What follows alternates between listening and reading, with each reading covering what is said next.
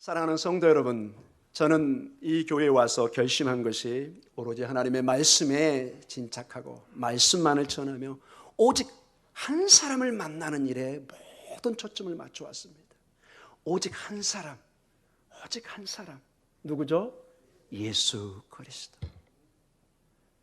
우리 인생에 가장 만나야 될 그분. 우린 때로는 부모를 만납니다. 자녀를 만납니다. 사랑하는 남편을, 아내를, 친구들을 만납니다. 다 중요합니다. 그러나 이 모든 것은 하나의 사인입니다. 그분을 만나야 됩니다. 예수 그리스도. 그분을 만나면은 모든 인생에 마치 봄의 축복처럼 우리 안에 생명의 꽃이, 생명의 충만함이 출발되는 것을 보게 됩니다. 여러분, 마태복음의 첫 시작이 다른 것도 아니고 아브라함과 다윗의 자손 예수 그리스도의 족본이나 계본이라. 여러분, 이 제너시스 모든 것이 시작입니다. 모든 것이 출발입니다. 창조의 시작이, 생명의 시작입니다. 그것이 창세기에 이루어졌다면 이제 예수 그리스도를 통해서 새 창조가, 새 시작이, 새 소망이, 새 희망이, 새 생명이 시작되는 것을, 이 놀라운 소식을 신약의 첫 출발인 마태복음 1장 1절에 시작하는 것입니다. 그 족보도 모든 이야기도 예수 그리스도로 시작해서 예수 그리스도로 시작되고, 그리고 예수 그리스도의 그 말씀으로 오늘 끝나고 있습니다. 그 주님, 하나님 아버지께서 이 예수 그리스도를 통해서 우리 안에 이제 새로운 창조를 해오시기를 원합니다. 그분을 만나면 우리 안에 창세기 창조의 역사가 영적으로 일어나고 있다는 것입니다. 그 누구도 해결하지 못했던 죄의 문제, 죽음의 문제, 모든 문제를 그리스도 안에, 우리 안에 하겠다는 것입니다. 그분이 짧다면 짧고 길다면 긴 공생의 삶 속에서 하나님의 말씀을 가르치고 하나님의 뜻을 선포하고 이제 마지막 가시기 전에 우리에게 유언처럼 부탁을 하십니다.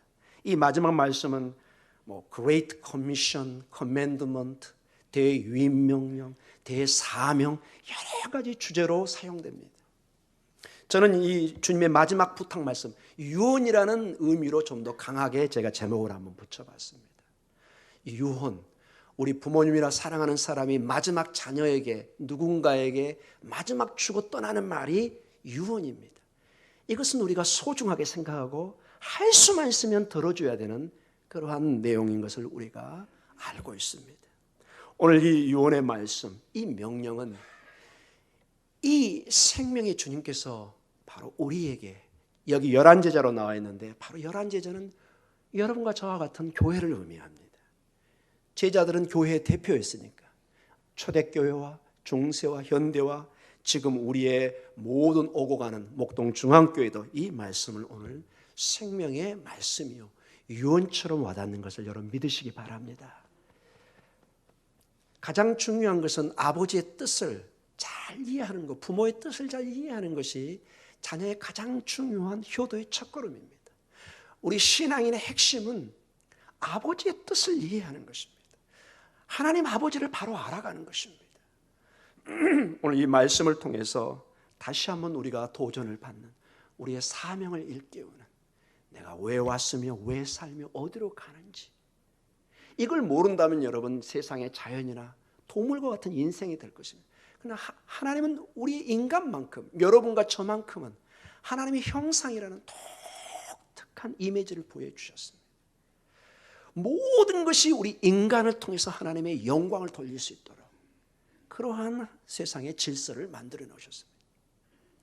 이 모든 것이 죄로 말미암아 다 깨져 있지만은 이제 예수 그리스도를 통해서 이게 온전히 회복되고, 이 회복되는 사명을 부족한 저이지만 우리를 통해서 하나님이 이루시기를 원합니다. 여러분, 여기 본문을 보면 이제 곧 우리가 접하겠지만 17절 같은 경우는 아주 좀 어려운 본문이 나와 있습니다. 부활의 주님을 경배하는 사람이 있는가 하면 의심하는 사람이 있습니다. 제자 안에. 이게 바로 우리의 모습인데, 오늘 자 우리 본문을 16절부터 보아가면서 우리가 다시 한번 이 마태복음의 전체의 하나님의 가르침과 마지막 유언처럼 주어지는 이 명령에, 이 사명에 저희들의 아멘으로 순종하는 그러한 은혜와 역사가 있기를 간절히 축원합니다. 16절입니다. 같이 읽습니다. 11 제자가 갈릴리에 가서 예수께서 지시하신 산에 이르러. 11 제자, 한 사람이 부족하죠? 가룟 유다죠. 11 제자, 즉 교회 전체를 대표하는 사람들이 이제 여러분 부활 이후에 여인들에게 주님이 부탁하신 것이 있죠. 두려워하지 말라. 내가 먼저 갈릴리에 가 있을 테니 너는 가서 이 부활의 소식을 알고 제자들이 저 갈릴리로 오도록 말을 해달라. 그 말을 듣고 이제 제자들이 저 갈릴리로 모이기 시작합니다. 그리고 중요한 게 예수께서 지시한 어디에 이르죠? 산에 이릅니다. 산, 마운틴. 여러분 구약이나 신약이나 이 산은 매우 중요한 상징적 의미를 가지고 있습니다. 구약은 바로 신의 산에서 하나님의 백성들의 어떤 삶의 규칙, 삶의 어떤 삶의 모든 인도함을 줄 수 있는 우리 같은 헌법과 같은 이 법을 받게 됩니다. 이 출애굽 이전에는 어떤 개인이 하나님의 인도함과 역사를 받았습니다. 이 출애굽을 통해서 한 민족이, 개인이 아닌 민족이 이제 하나님의 약속의 땅을 향해서 가는, 마치 교회가 한 사람 두 사람이 아니라 전체 공동체가 함께 하나님의 약속의 땅으로 가듯이 이러한 축복이 주어지고 있습니다. 신의 산에서 하나님의 말씀이 주어집니다. 그리고 이 신의 산은 나중에 예루살렘, 그리고 예루살렘 성전으로 중심이 됩니다. 모든 하나님의 축복이, 하나님의 율법이 이 예루살렘에서 나오는, 하나님의 임재와 하나님의 축복이 시온산 예루살렘에서 이루어진 것을 보게 됩니다. 그러나 근본적으로 하나님께서는 이 예루살렘도 아니고 시온산도 아니고 근본적으로 하나님 자신이신 예수 그리스도를 통해서, 성전진 자신을 통해서 하나님의 말씀을 전하기 시작하는데, 예수님께서는 마태복음 5장에 산에 이르러, 산으로 제자들이 나와서 산상수훈이라는 새, 어떻게 보면은 말씀을, 더 이상 이제 모세가 아닌 메시아의 토라, 메시아의 율법, 메시아의 말씀을 새롭게 주기 시작합니다. 그러한 가르침 속에 이제 마지막에 또한 산에, 아마 틀림없이 마태복음 5장에 나와 있던 그 산과 여기에 산은 동일한 산으로 우리는 충분히 추측해 볼 수 있습니다. 더 이상 하나님이 모세를 통해서 이스라엘 백성의 말씀을 주는 것이 아니라 이제 예수님을 통해서 직접 이 산에서 권위를 가지고 위임 명령을 내려주고 있는 것을 보게 됩니다. 자, 거기에 모인 그들에게 17절의 현상이 나타납니다. 그 제자들에게 우리 같이 읽습니다. 예수를 배웁고 경배하나 아직도 의심하는 사람들이 있더라. 아멘. 매우 상충되는, 모순되는 두 모습이 있습니다. 11 제자 다 하나님의 제자들이고 하나님의 백성들이고 하나님의 성도들인데, 한 부류는 어떻게 하죠? 경배합니다. 예배합니다. 또 한 사람들은 어떻게 하고 있죠? 의심하고 있습니다. 어떻게 이게 가능하고, 왜 마태 저자는 이러한 어떻게 보면은 부끄러운 얘기를, 감추고 싶은 내용을 이렇게 자세하게 유언에 담아놨을까요? 대개 유언에는 부끄러운 내용을 잘 얘기하지 않습니다. 그렇죠? 이 마태 저자는 오늘 우리에게 뭔가 아주 중요한 메시지를 여기서 그래서 담고 있는 것을 보게 됩니다. 이걸 적어놨다는 것은 이게 그냥 지나갈 내용이 아닌 반드시 우리가 숙고하고 이 본문을 고민해야 될 내용으로 우리가 보게 됩니다. 자, 예수님을 만났을 때 첫 번째 우리의 반응은 뭐냐? 경배, 예배입니다. 이 교회의 가장 중요한 첫 번째 기능이 뭐냐? 뭐라고요? 경배입니다. 여러분, 이 예배장은, 이 예배의 이 모든 이 교회의 기능 중에 핵심은 우리의 사교도, 우리의 문화도, 우리의 어떤 그런 것이 아니라 모든 초점이 이 예배, 경배라는 것은 이 원뜻이 무릎을 꿇고 엎드리다는 뜻입니다. 하나님 앞에 절대적으로 엎드려서 그분만을 바라보는 시간입니다. 그분만을 높이는 시간입니다. 교회의 가장 중요한 기능이 이 하나님의 경배, 이것이 무엇보다 강조돼야 됩니다. 교회에 이 경배가 빠지고 어떤 인간이란 누구, 어떤 사람이 중심으로 될 때 교회는 매우 위험하게 되는 것을 보게 됩니다. 어찌하든지 교회가 다른 것이 높아지고 그런 것을 경계하면서 가장 중요한 것은 이 예배를 소중하게 여기는, 이 경배를 하게 하는, 거기에 최선의 초점을 맞춰야 될 것을 말씀해 주고 있습니다. 부활의 첫 주님을 만났을 때 그들은 경배하기 시작합니다. 동시에 아직도 의심하는 사람들이 있습니다.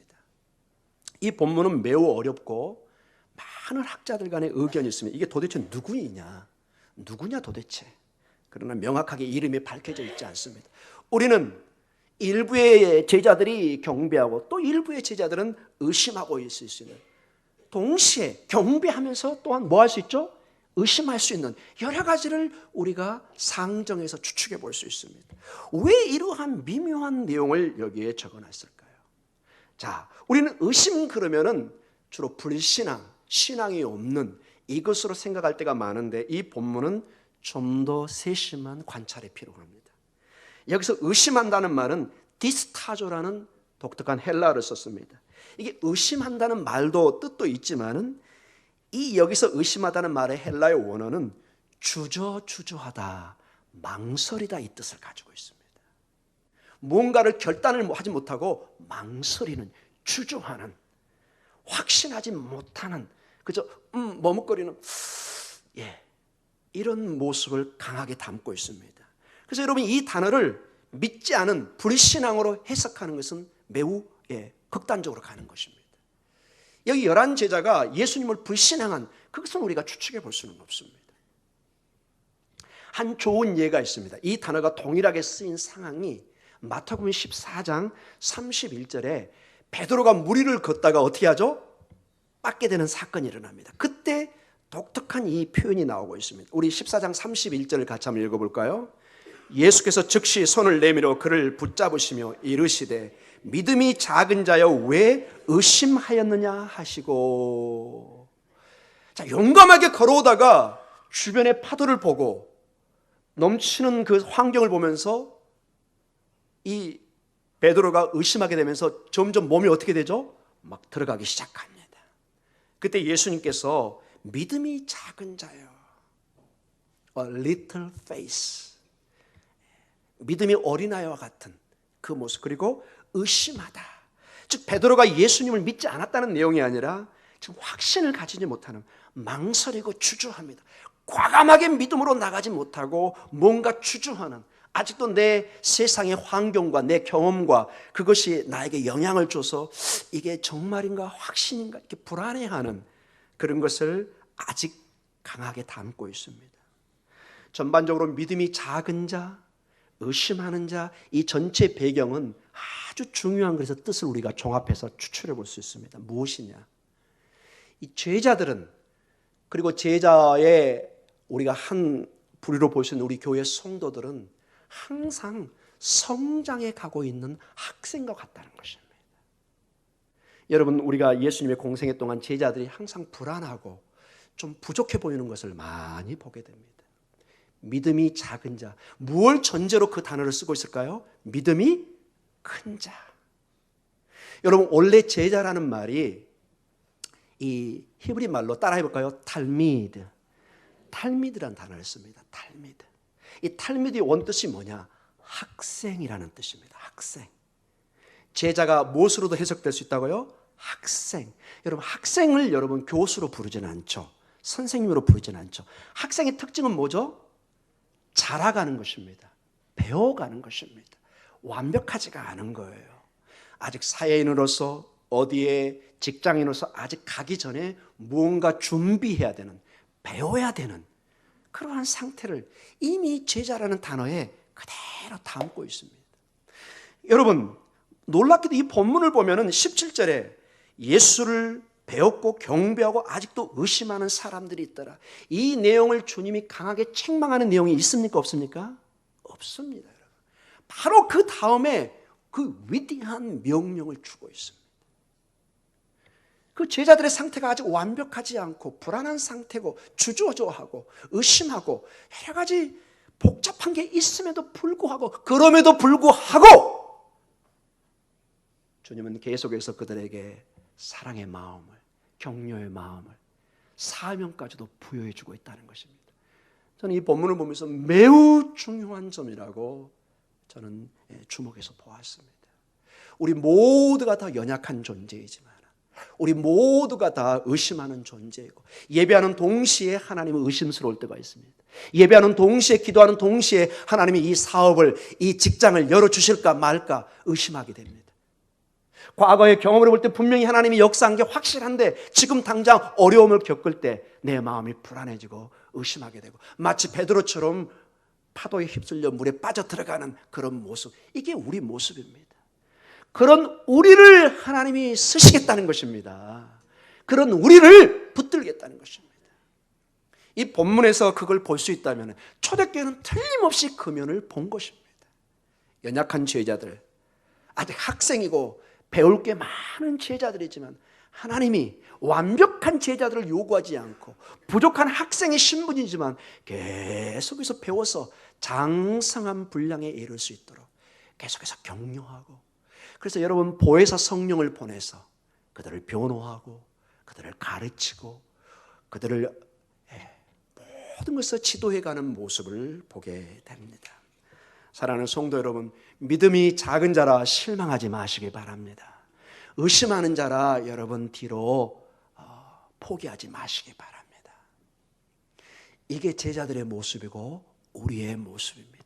여러분, 교회는 완벽하지 않습니다. 여러분, 교회는 아직도, 이 땅의 교회는 많은 문제를 담고 있습니다. 그 하나하나를 주님의 은혜 가운데 하나하나를 성숙하게 우리가 다듬어가는 그러한 과정에 있는 것을 잊지 마시기 바랍니다. 초등학교 1학년짜리한테 대학교 1학년짜리의 요구를 하면 곤란합니다. 자라가는 학생한테 너무 완벽한 것을 요구하는 것은 무리한 요구일 수도 있습니다. 자, 우리 18절로 계속해서 말씀을 보도록 하겠습니다. 같이 읽습니다. 예수께서 나와 말씀하여 이르시되 하늘과 땅의 모든 권세를 내게 주셨으니. 아멘. 이 부활의 주님이 어떤 실체인가를 아주 적나라하게 보여줍니다. 부활의 주님은 단순히 부활의 주님이 아닙니다. 단순히 그냥 죽음에서 이겨내신 그 차원이 아니라 하늘과 땅, 온 우주의 권세, 그 authority, 모든 걸 명령할 수 있고 명령을 거두는 그 힘의 중심에 있다는 것입니다. 그분이 바로 예수님인데, 이거는 다니엘서 7장 13절과 14절에 가장 유대인들이 중요하게 메시아로 예언으로 생각하는 본문이 그대로 인용된 것입니다. 우리 다니엘서 7장 13절과 14절을 같이 읽도록 하겠습니다.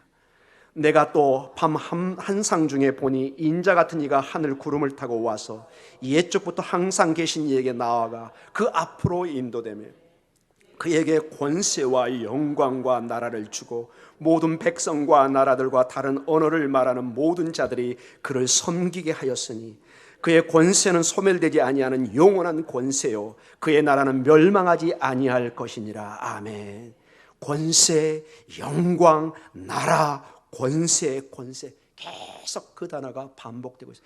이 말씀이 오늘 부활의 주님에게 성취되고 있는 것입니다. 아멘. 이 하늘과 땅의 권세를 가진 이분이 이 권세를 누구에게 나누고자 한다는 것이죠? 여러분과 저같이 연약한 우리에게 이것을 나누고자 한다는 것입니다. 얼마나 귀합니까? 여러분의 다니는 자녀의 회사에서 갑자기 전화 가지고 당신 아들을 딸을 임원으로 선출하겠습니다. 어떻게 될까요, 여러분? 깜짝 놀랄 일 아닙니까, 여러분? 말단치고를 평생 계장, 과장 한번 해볼까 말까 한 사람을 국장, 상무, 전무, 부사장, 사장. 인간적으로 여러분, 갑자기 지금 눈이 좀 커지고 있습니다, 여러분. 인간적으로 이게 놀라운 일입니다. 여러분, 하늘의 권세를 가지신 분이 눈에 우리는 보이지 않지만 영적인 세계에 이 권세를 우리에게 나누고자 하십니다. 자, 오늘 이 권세를 어떻게 우리에게 나눠주신 걸 한번 보겠습니다. 28장 19절입니다. 같이 읽을까요? 그러므로 너희는 가서 모든 민족을 제자로 삼아 아버지와 아들과 성령의 이름으로 세례를 베풀고. 아멘. 그러므로 이제 내가 이 권세를 가진 내가 너희를 명령한다. 이제 두려워하지 말고 가서 너희 해야 될 것이 19절과 20절을 보면은 세 가지 중요한 명령이 나옵니다. 먼저 제자를 삼고 세례를 베풀고, 그 다음에 20절에 보면은 가르치는 일입니다. 하나님의 말씀을 가르치는 이 세 가지 큰 주제의 사명이 주어집니다. 그런데 여러분 19절을 먼저 우리가 보는 것은 가서 모든 민족입니다. 여러분, 이건 여러분 예수님 당시에 이 주다이즘, 유대주의의 완전히 180도 다른 면입니다. 유대주의를 연구해 보면은 우리가 구약을 통해서도 알 수 있지만은 유대인들은 선교의 개념이 없습니다, 여러분. 물론 일부의 요나처럼 니느웨에 가는 사람도 있지만 전반적인 그들은 나가서 복음을 전하는, 하나님을 전하는 것이 아니라 예루살렘으로 모이는 것입니다. 시온산과 예루살렘에 머물러서 그들이 하나님께 영광을 돌릴 때 거기서 하나님의 영광이 드러나서 이방 민족이 그것을 보고 세계 만방 곳곳에서 예루살렘으로 나오는 것입니다. 이게 전부 다 구약의 가르침입니다. 즉 그들이 예루살렘에 있고 다른 이방인들이 예루살렘으로 다가오는 이런 식의 어떤 예루살렘 중심의, 성전 중심의 선교관을 가지고 있었습니다. 그런데 오늘 주님은 뭐라고 그러죠? 이제 더 이상 예루살렘 성전이 중심이 아니라 어디로 가라고요? 민족에게 나아가라고 합니다. 가서 go! 가서 모든 민족을 제자로 삼아 아버지와 아들과 성령 이름으로 세례를 베풀라. 더 이상 이제 머물러 있는 교회, 성전에 머물러 있는 교회는 주님의 말씀과 어긋나는 것입니다.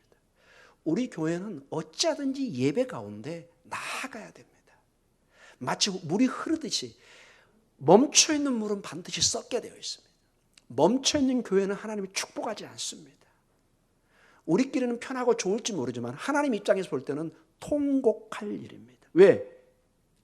교회가 이 명령을 실행을 하지 않고 있거든요. 아무리 어려워도 교회는 이 전도의 사명, 선교의 사명은 무조건 해야 되는 것입니다. 우리가 마치 육신의 운동을 통해서 우리의 건강을 유지해 가듯이 교회는 움직이지 않으면 반드시 병들게 됐습니다. 비만에 걸립니다.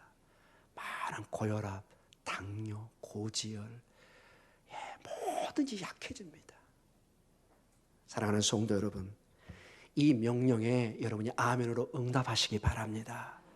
우리 교회는 반드시 가서 이 복음을 전할 수 있는 사명을 감당해야 됩니다. 자, 그 다음에 우리 마지막 절 20절입니다. 같이 읽을까요? 내가 너희에게 분부한 모든 것을 가르쳐 지키게 하라. 볼지어다 내가 세상 끝날까지 너희와 항상 함께 있으리라 하시니라. 아멘. 자, 제자를 삼는 것, 세례를 베푸는 것, 그리고 너희에게 분부한 모든 것, 어떤 것 일부의 말씀이 아니라 복음의 그 모든 것을 다 연구해서 잘 가르치라는 명령입니다, 여러분. 즉 이것은 그동안 모세의 법을 그들이 배워왔는데 이젠 새로운 법을 얘기하는 것입니다. 어떤 면에서는 메시아의 법, 메시아의 토라, 메시아의 말씀입니다. 이제 하나님의 말씀을 마치 마태복음 5장에 나와 있는 것처럼 6장, 7장, 8장으로 연결되는 말씀처럼 주님의 새롭게 말씀을 해석하는 말씀을 우리는 가감없이 그것을 들으면서 정말로 이 말씀에 최선을 다해야 됩니다. 여러분, 풀은 마르고 꽃은 집니다. 세상의 영화는 다 사라집니다. 그러나 오직 여호와의 말씀만이 영원히 서 있습니다. 이 말씀의 실체인 예수 그리스도, 이분을 어찌하든 이 복음을 어찌하든 여러분이 이 말씀을 통해서 예수님을 보게 하고 예수님을 예배하게 하고 예수님으로 함께 소망하게 하고 예수님을 함께 동행하게 하고 다시 오신 예수님을 준비하게 하고, 이게 저의 가장 1순위가 돼야 됩니다. 사랑하는 성도 여러분도 동일하게 말씀에 집착하시기 바랍니다. 다른 거 다 좋지만 말씀 놓치면 다 끝입니다. 다 사라집니다. 아파르, 먼지처럼 사라집니다. 오직 하나님의 말씀만이 오롯이 우리에게 남아있는 것입니다. 2000년의 역사에 무엇이 남아있습니까? 건물도 다 헤어지고 사라집니다. 모든 문명도 사라지고 오고 갑니다. 하나님의 말씀만이 우리에게 서 있는 것입니다. 사랑하는 성도님, 그리고 여기서 우리가 주목해야 될 게, 오늘 여기 말씀이 뭐라고 그러죠? 볼지어다 내가 세상 끝날까지 너희와 항상 함께 있으리라. 주님이 명령만 하고 네가 이제 알아서 너의 그 의무를 다해라, 이것이 아니라 주님이 함께 하시겠다는 것입니다. 우리가 때로는 의심할 수 있고 연약한 존재고 부족한 학생과 같은 제자들이기 때문에 이 학생을 그만두지 않고 마치 선생님을, 멘토를 붙여서 학생을 지도하게 하는 것처럼 주의 성령을 보내서 주님이 함께 하시며 늘 우리를 보호하고 인도하실 것을 약속하신 놀라운 은혜를 주고 계십니다. 여러분, 마태복음 우리가 1장 1절도 보았지만 첫 시작에 1장 23절에 예수님의 그 아기 이름이 뭐라고 나오죠? 마태복음 1장 23절, 아기의 이름을 뭐라고 불러요? 임마누엘. 예수인데 임마누엘로 부릅니다. 따라해볼까요? 임마누엘. 임마누엘. 뜻이 무엇인가요? 하나님이 우리와 함께 하신다는 것입니다. 하나님의 임재입니다. 하나님의 이름 그 자체에 하나님이 우리를 고아처럼 버려두지 않습니다. 하나님 우리와 함께 하십니다. 그리고 중간쯤에 마태복음 18장 20절에 이런 말씀이 있습니다. 같이 한번 읽어볼까요? 두세 사람이 내 이름으로 모인 곳에도 나도 그들 중에 있느니라. 아멘. 주님이 함께 하시다고 얘기합니다. 함께 하시겠다. 그리고 오늘 마태복음 이 마지막 부분에 20절에 보면은 세상 끝날까지 너희와 항상 all the days, 매일매일 매 순간 우리와 함께하는 것을 약속해 주고 있습니다. 사랑하는 성도 여러분, 이 하나님께서 우리를 이 하나님의 메신저를 전달하는 전달자로 부르셨다는 것입니다. 연약한 저희를, 부족한 저희를. 이제 결론적으로 말씀을 맺어가겠습니다. 사랑하는 성도님, 제가 서두에 말씀드렸지만 우리는 다 의심의 경험이 있습니다. 예배드리는 이 순간에도 하나님의 말씀이 의심스러울 때가 있습니다.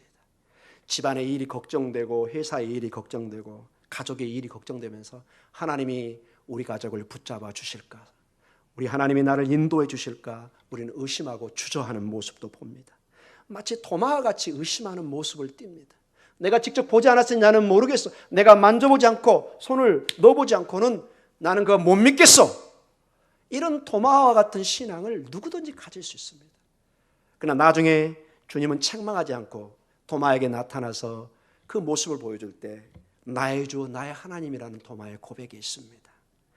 사랑하는 성도 여러분, 우리는 의심하고 실패한 모습을 띌 수가 있습니다. 마치 제자들처럼. 그러나 그 제자들에게, 그 실패하고 의심하는 제자들에게 오늘 주님이 찾아오는 모습을 볼 수가 있습니다. 주님이 여러분을 방문할 줄 믿습니다. 주님이 우리를 찾아오십니다. 있는 그대로 연약한 우리를 주님이 오늘 쓰시겠다고 말씀하십니다. 의심이 작은 자, 믿음이 없는 자, 그 모든 것을 떠나서 이 제자들처럼 이 땅에 순례자의 연약한 모습을 살고 있지만 오늘 성령님을 통해서 우리와 함께 하시며 사명의 자리로 부르고 있는 것을 잊지 마시기 바랍니다. 자, 그래서 오늘 가장 중요한 게 제자들의 모습입니다. 17절에 그들은 경배하고 그리고 의심하지만 다시 하나님이 세상으로 보냅니다. 이게 매주 우리에게 반복되고 있습니다. 우리 예배 다 함께, 오늘 유혹이 얼마나 많습니까, 여러분? 오늘 여러분 결단하고 이 자리에 오신 줄 믿습니다. 여러분, 우리 모두는 가장 우선순위가 예배입니다. 이 예배를 놓치면 이미 이 땅에 천국과 지옥이 갈라집니다. 죽어서만 천국과 지옥이 갈라지는 것이 아니라 지금 이 시간에 어떤 사람이 예배의 자리로, 어떤 사람은 세상의 즐거움의 자리로 갑니다. 그게 나쁜 건 아닙니다. 그러나 이 시간만큼은 우리가 예배로 결단하는 시간입니다.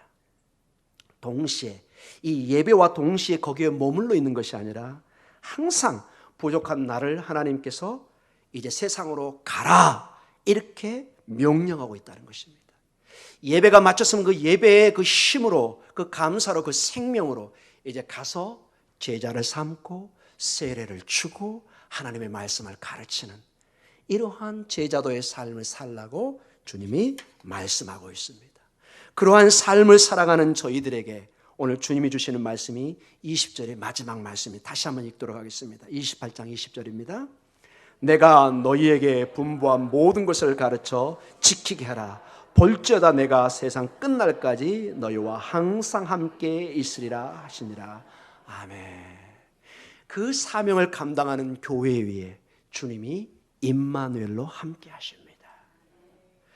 내가 살아있는 것은 이 사명 때문에 살아있는 것을 잊지 마시기 바랍니다. 이 목동 중앙교회가 여기 목이동에 여기에 서 있는 것은 이 예배와 이 전도의 선교의 사명을 감당하기 위해서 우리가 서 있는 것을 항상 잊어서는 안 될 것입니다. 부족한 나를, 부족한 우리 교회를, 우리를 불러서 이 사명을 감당하기를 원합니다. 이것은 특권임과 동시에 책임도 있습니다. 사랑하는 성도 여러분, 성령의 충만함을 통해서 이 사명을 감당할 줄 믿습니다. 여러분과 저의 힘으로는 불가능하지만 보혜사 성령을 통해서 오늘도 역사하시는 주의 놀라운 은혜가 우리를 붙잡고 인도해 가고 반드시 성취해 줄 줄 믿습니다. 이 신앙과 동시에 우리는 이제 마라나타의 주님을 기다리고 있는 것입니다. 주님이 오셔서 착하고 충성된 종아, 내가 예배한 잔치에 참여해라. 이 놀라운 음성을 듣는 여러분이 되시기를 주님의 이름으로 축원합니다. 기도하겠습니다.